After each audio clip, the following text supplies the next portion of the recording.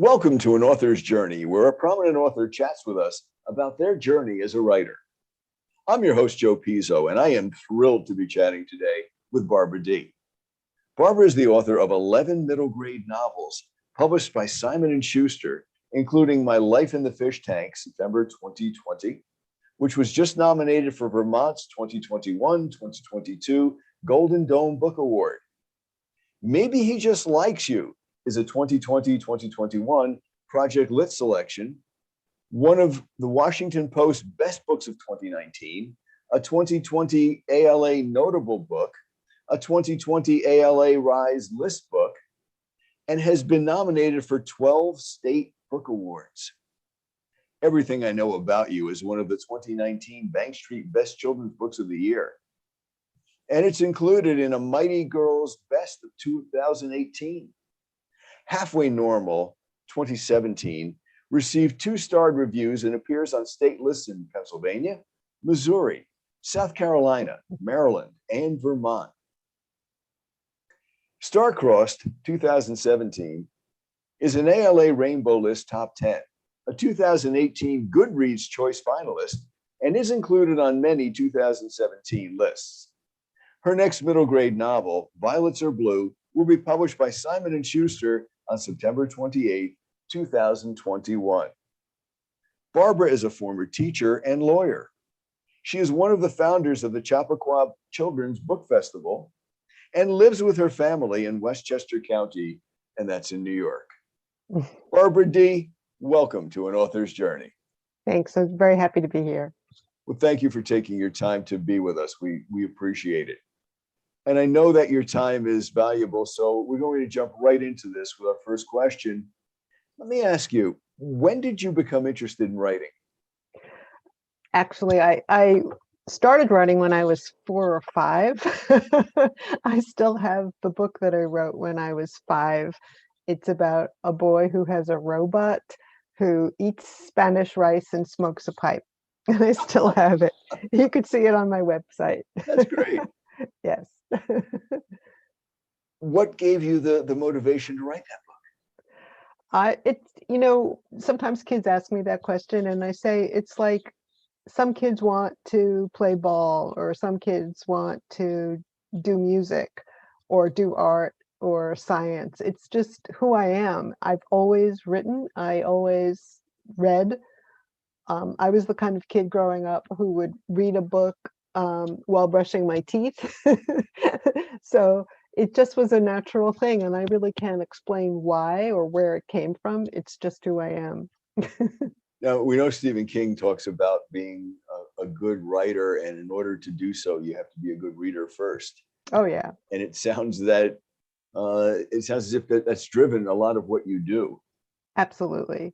And I really think that once you start writing, it changes the way you are as a reader, because you start to read books thinking like a writer. You think, why did that author put in dialogue here? Why is there a flashback? What do I like about this character? How is this author making me like this character? So you're reading with that in mind, and it makes you a different kind of reader, but in a lot of ways, a better reader. So my reading has influenced my writing, and my writing has influenced my reading.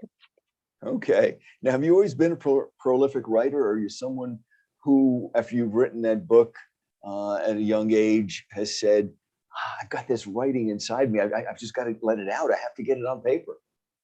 Well, I wrote a lot when I was very little. And then when I was in middle school, I was always writing poetry. I wrote in journals. And then I went to college, and I was still doing a lot of creative writing and also journalism. I wrote for my college's newspaper. But I put a lot of that on the back burner when I was a teacher and a lawyer. And then when my youngest kid, I have 3 kids, when my youngest kid went to school full day, to kindergarten, I thought, okay, I've always wondered if I could get published. So this is my chance. I have a block of time just for me. let me sit down and try to write something. And the first manuscript I wrote, I sent it around. I got some nice feedback, but I didn't get any offers. My second manuscript was the one that got published. So I received the acceptance back in 2004, and it was published in 2006, and I've been publishing steadily ever since. So it's always been something that I did, but I wasn't committed to getting published until you know 2004, really. Okay. Let me ask you, are there times when you become so frustrated with a piece that you're writing and you think, gee, there's got to be a better way to make a living than doing this? Why am I torturing myself? Well, writing is very hard, and that's something that, kids who are interested need to know. There are no shortcuts. It's something you have to be very, very committed to and very ambitious about. And when you hit those stumbling blocks, you can't give up if you really want to do this professionally. Um, there are no shortcuts, there are no tricks. You just have to go through those periods where it's difficult and have faith that the end result will make it worthwhile. But I don't know any writer who doesn't have those moments where they think, oh, what am I doing torturing myself? It's just I, part of the I, it's I part of the agree. process. I agree. Now, where do you get your ideas to write? Um, I spend a lot of time with my ear to the ground, listening to things that kids are really interested in. Um, I read a lot. I read a lot of articles. I talk to kids. I talk to teachers. I talk to school psychologists. I talk to parents. It's very important to write about things, I think, that kids are really interested in. And, we can't just hand them a book and say, this is realistic fiction if it doesn't reflect their reality. So I try to write about things that I know that kids really think about, care about, worry about, because there have been a lot of years where middle grade fiction didn't address those things. And I think one of the exciting things that's happening now is that middle grade books are reflecting kids' realities. That's what I try to do. I think it's nice that you do that research, that you get out there and you talk to folks and you find out from not only the people who are dealing with the kids, but the kids themselves. Yep. What are you interested in? What are the things that you like to read, and who are the people that are your favorites, and what things make you want to pick up a book? Right. That's so important. You speak of, like many of the librarians that I've known over the years, who have that ear, and I'm sure you agree, librarians are a tremendous resource. Oh, they are, absolutely. If a And kid wants to th write, yeah, one go of the ahead. things that I try to do is, I'm I'm trying to write about realistic things, some of which can be challenging or serious, but I try to do it in a way that's entertaining. I don't think you have to write a serious book in a depressing way.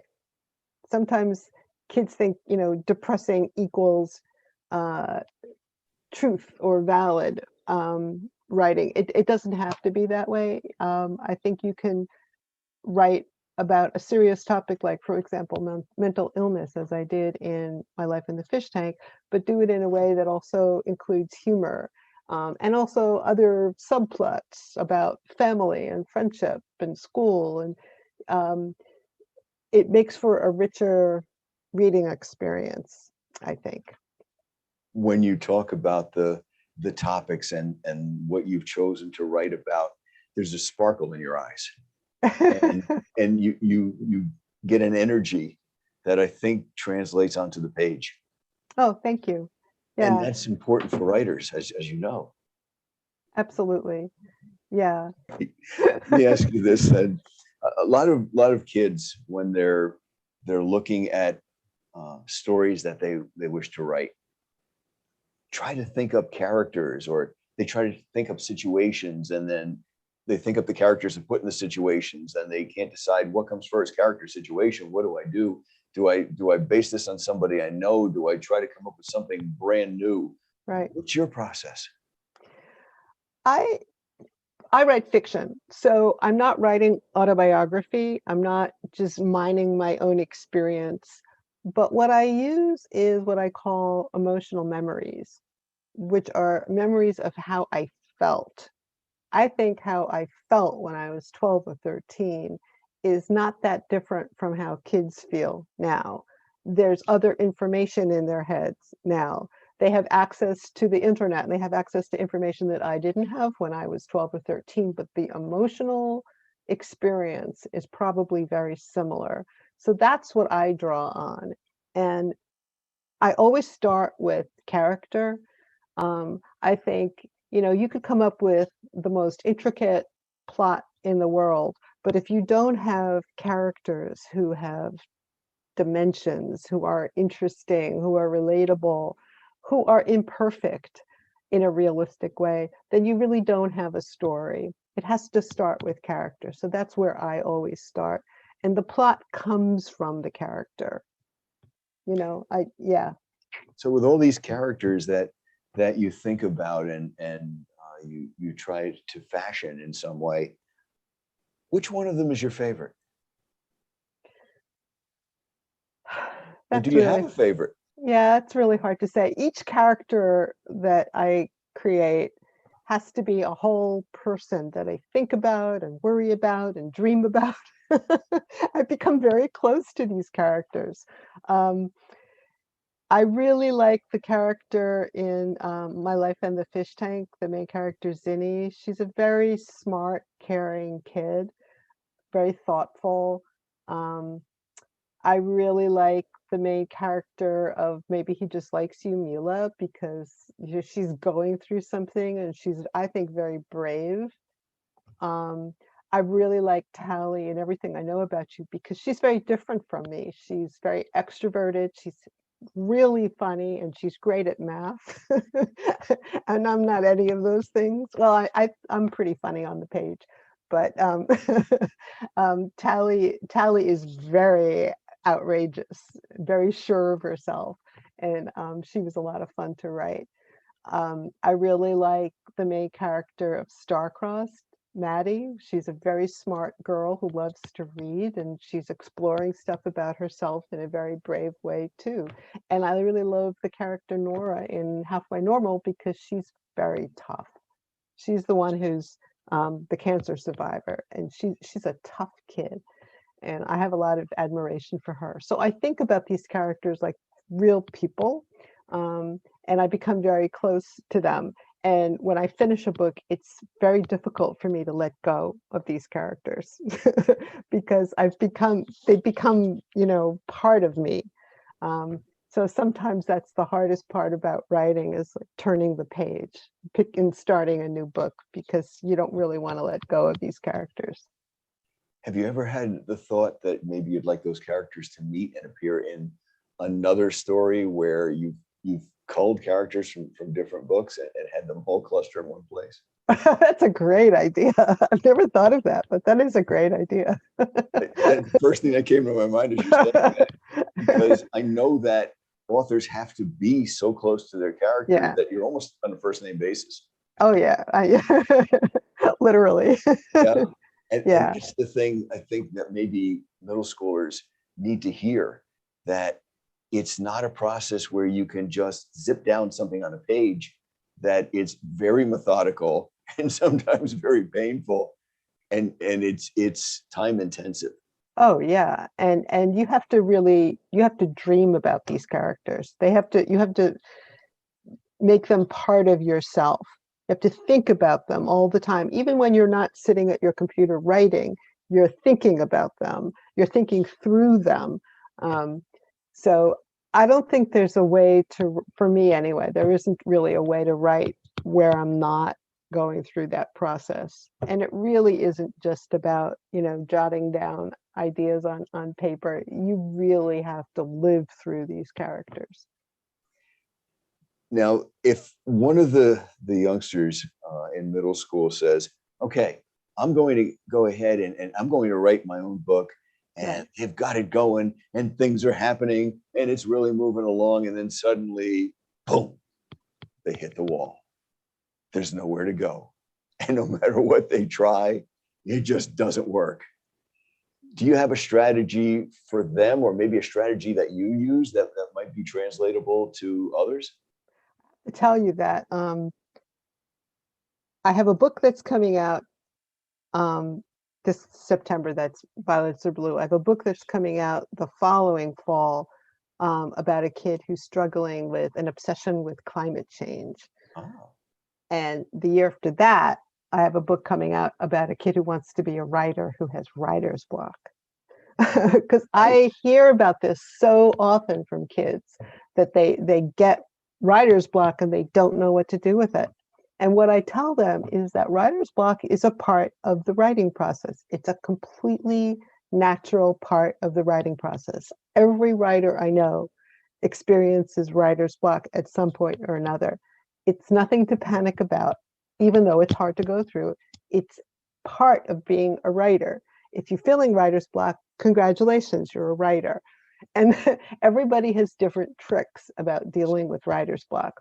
I do things like I will get up from my computer and take my dog for a walk.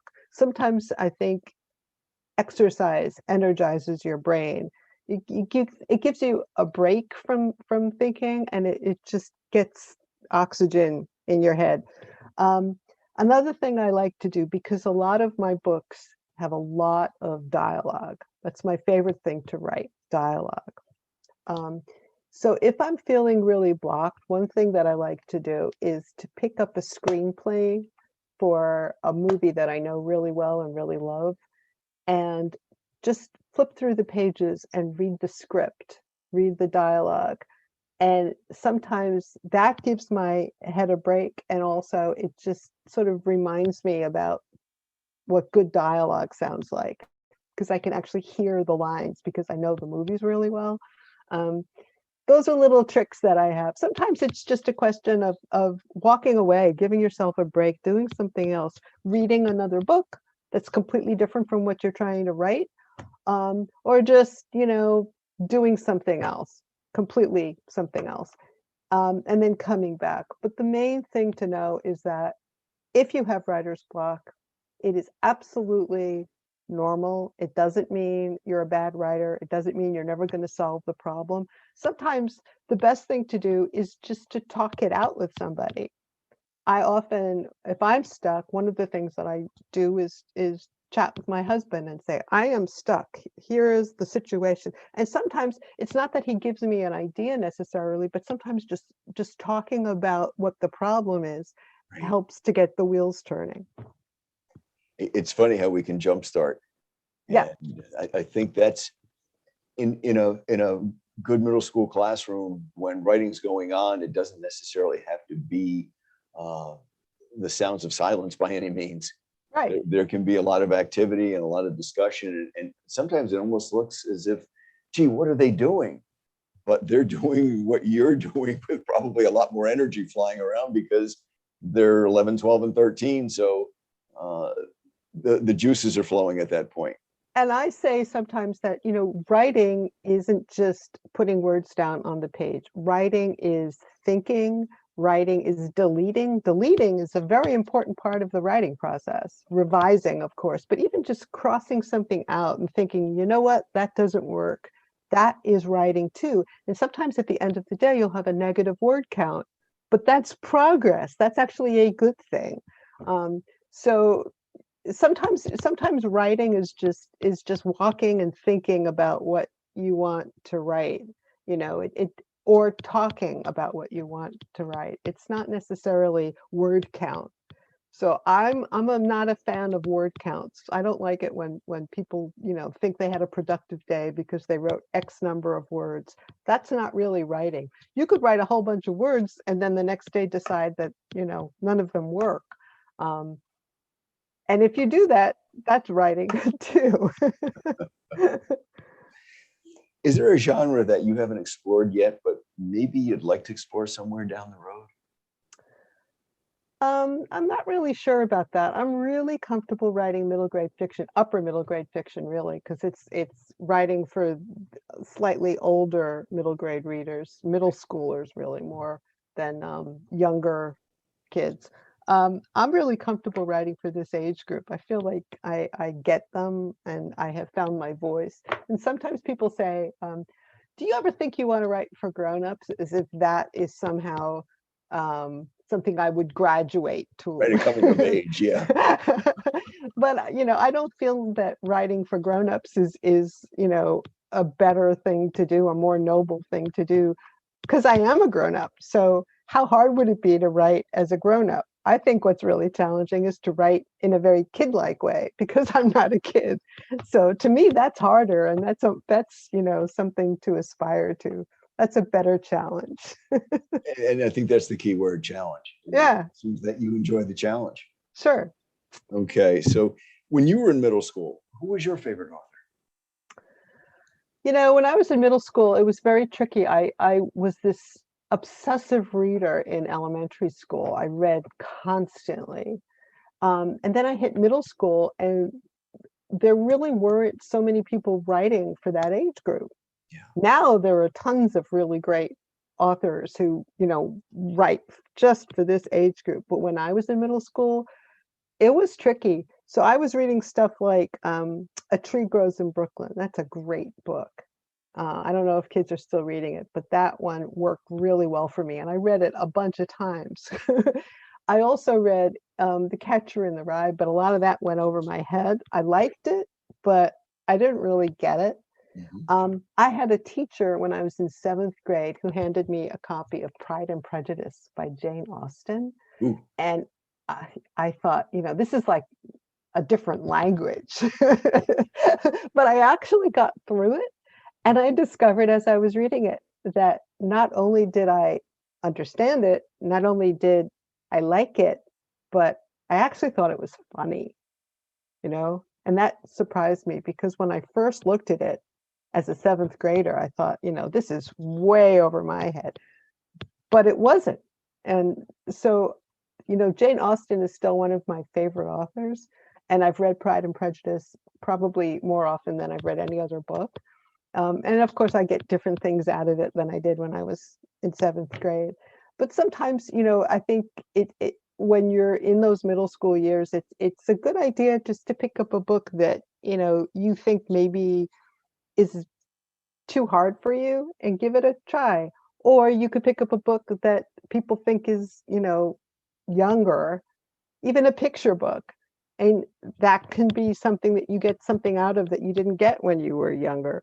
So I'm a big believer that you should read widely, different genres, different ages, and sometimes reread a book that you read earlier. You'll get something else out of it. Do you ever go out to schools and read parts of your book aloud? Oh yeah, all the time. I'm glad to hear that. I think that is such a lost art. Oh yes. We don't read out loud enough. And I think we need to be doing it in other classes besides English classes. I completely agree with that. When I was a teacher, that was my favorite thing to do, is to actually act out books that we were reading. Because I was a teacher, I got to do that.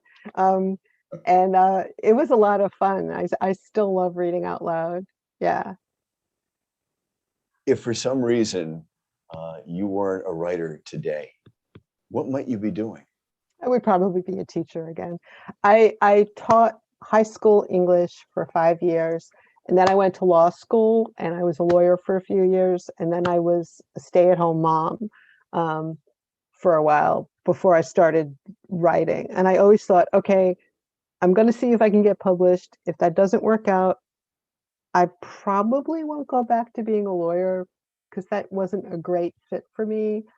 What I really liked was being in the classroom, talking to kids. And luckily, I'm doing that all the time now because when you're a writer, you get to visit classrooms and schools. And so I'm not grading papers. I'm not having parent-teacher conferences, but I'm still interacting with a lot of kids and teachers.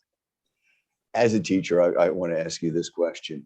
What moment stands out, or what moments stand out in your visits to the schools when you've read, or when you've been questioned, or when you've presented?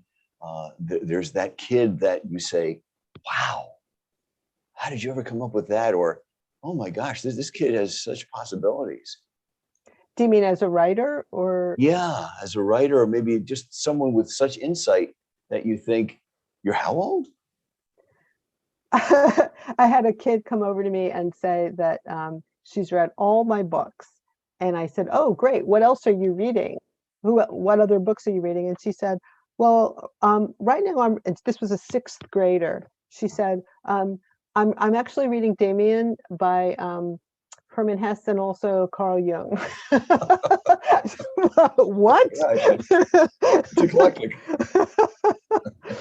That really blew my mind. I mean, but kids are smart, they'll follow their interests, and fortunately school libraries have lots of different possibilities on the shelves for them. I don't know where this kid got these books from, but that blew my mind. I've got to ask you about your book that's coming out in September on the 28th. Violets Are Blue, and Simon & Schuster is going to be releasing it. What can they expect, our listening audience, what can they expect from that book? What's it based on? What kind of plot are you working on? It's a book about a girl who feels as if she has no control over her life when her parents split up and her dad remarries. And the way that she deals with it is by becoming obsessed with special effects makeup videos. There's a whole subculture on YouTube of people who show you how to do special effects makeup. And these are, you could make your face into an alien or a superhero or a mermaid, or it's a whole world, and she becomes very immersed in this world to the point where she doesn't really pick up on the fact that her mom, who's a nurse, an ER nurse, that her mom's behavior is becoming more and more erratic. And finally, she puts together that her mom is addicted to opioids. Mm. So the book is a very mom-daughter kind of book. But there's all this other stuff going on with friendships and a boy's crush and her relationship with her dad, and the makeup world. So I'm very excited about it. It's a book I did a lot of research for, both in the addiction aspect and also in the special effects makeup world aspect.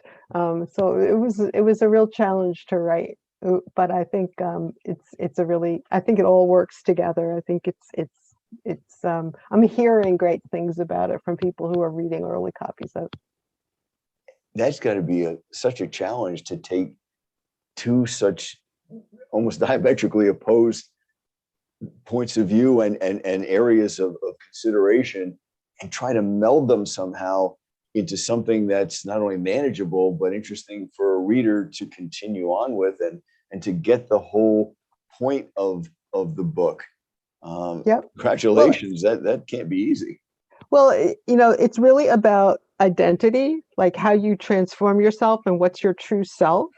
And if you are taking a drug that changes who you are in a certain way, and if you're putting on layers of makeup and prosthetics and turning yourself into a superhero or an alien, that changes who you are too, to a certain extent. So it's really about identity and the truth that we show to the world versus the truth that is inside of us. So it actually works together in a way that's I don't think too heavy-handed. It's there in the story, I think, organically, and I think it works really well. And ultimately, it's a story about family, about the secrets we hide from each other, because the main character hides the fact that she's getting all these makeup supplies from her new stepmother. She doesn't want to hurt her mom's feelings. There's a lot of secrecy. Obviously, the mom is hiding a lot of what's going on in her life from the daughter. And these two characters have to sort of realize the truth about each other and reinvent what family looks like. So it's ultimately a story about family and forgiveness. And I think the special effects makeup thing is going to be very attractive to kids because it's different. But it's a world that really exists that I don't think a lot of people know about. So I'm very excited about this book. I like the way that in your books you don't just deal with one note or one approach to things, because kids are complex. And I think sometimes adults forget that they have so many things going on. Yeah. That to me is the single most important thing about these stories that I want to tell, that they have a lot of different layers, a lot of different levels. And, kids can read these stories, and if they're not really ready for some of the harder, more challenging themes, they can focus on the more light-hearted things. I always try to have a mix of light and dark, so that a kid doesn't feel overwhelmed. I think in middle grade fiction, it's really important. These books should not be bleak. They shouldn't be depressing. They should treat the subject with respect, and treat the characters with respect, knowing that these characters have a lot of dimensions to them. And I also don't think that my characters need to be perfect. They don't need to be cute and spunky. They're middle school kids. So they're going to be grouchy sometimes, moody, smart-mouthed, silly, wrong-headed. They're going to be full characters. They can still be relatable and likable, but they have to be full. They have to seem like real human beings, which means they're not perfect all the time. They can't be one note, and that includes the grown-ups. I don't like parents or grown-ups or teachers in my stories to be, perfectly wonderful. I want my parents and my teachers to, be characters as well. So they have different emotions and levels, and they're not one thing all the time. And that's especially true in Violets Are Blue. The mom is a wonderful mom in a lot of ways, and also a terrible mom in a lot of ways, but she's a full person. I think maybe that's the appeal that has made your books as popular as they are. The fact that it crosses family lines, it crosses disciplines, it crosses age levels. And you can see people dealing with situations in a realistic manner. Yeah. I mean, I'm hearing from a lot of adults who are reading my books, not just teachers and librarians. and sometimes I'm hearing from adults, boy, this is a book I wish I had when I was in 7th grade. Maybe he just likes you and Star-Crossed, especially those two. I'm hearing from a lot of adults, boy, if I had a book like this when I was this age, it would have changed who I was, because there just weren't books like that then. So I'm very conscious of the fact that I'm writing for kids primarily, but also that I'm writing for adults who are reading these books for themselves, not just so that they could hand these books to, another kid, but because adults are taking these books to heart too. I think the students who were in your classes when you were teaching were blessed, absolutely blessed. Thank you. I'm still in touch with a lot of them. And there's another reason they were blessed. Yeah, we are all Facebook friends, and I hear from a lot of them, and about 15 of them from when I was teaching. And it's funny because some of them are a little shy about calling me by my first name. But you have that willingness to admit that this is life, and it doesn't have any formulas, and it doesn't have a checklist that goes with it. Right. And that we're going to take this journey together. Yes. Being an inviting individual, whether you're writing, whether you're being a lawyer, whether you're being a teacher, whether you're driving a bus or building a building, it's that type of personality that invites people to make those connections. And I think that's you. And basically, in the essence of you is you're someone who connects and you enjoy what you do and you let people know that. Thank you. That's a lovely thing to say. Barbara D., thank you so much for giving us your time today to take an author's journey and to chat with me. Best of luck with Violets Are Blue and with your other books forthcoming. I know that you are going to be extremely successful. Your writing fan club and readership is going to continue to grow. And it's going to grow not just at the middle level, but across the ages because of the way you offer the ideas that you offer. So thank you so much. Thank you. And that concludes an author's journey for today. So once again, I'm your host, Joe Pizzo. Have a wonderful day. Bye.